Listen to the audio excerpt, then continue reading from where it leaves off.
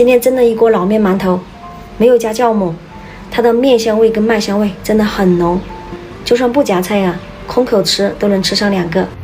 这是我好久之前做的老面头了，我把它放冰箱冷冻了，先拿出来解冻，用水给它化开，搅到完全没有疙瘩了，再倒面粉。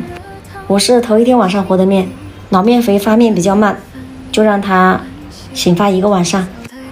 早上起来它就已经发了，看里面全是这种密集的蜂窝网。发好的面它比较软，而且有酸味，要往里面打碱。我这里是2克的食用碱，用温水给它化开，然后把碱水均匀的倒上面。我是1斤面粉加了2克食用碱，但是每个地方的温度湿度不一样，如果碱不够后面可以再加，但是一次性不要加太多，0.5克0.5克这样去加。面团是比较偏软的，揉的过程中就要不断的往里面呛面粉。想要馒头好吃，打碱这一步一定要揉久一点，揉到它不沾面垫也不沾手了。闻起来有面香味，没有酸味。再切开看里面，它里面没有什么大气孔就是可以了。搓成长条，把2边都切下来，这个就可以作为下一次的老面肥。然后分成等份的剂子，我这里分的有8个。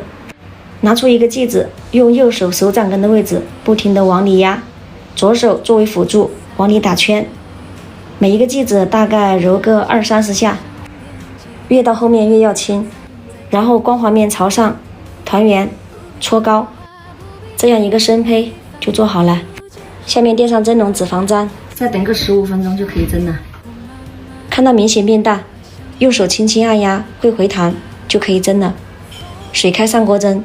老面馒头的话可以稍微蒸久一点，我蒸了有20分钟，关火焖了5分钟。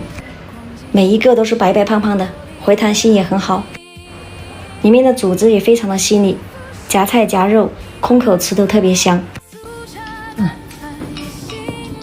我想流了呀，你要不要？月儿要不要？吧。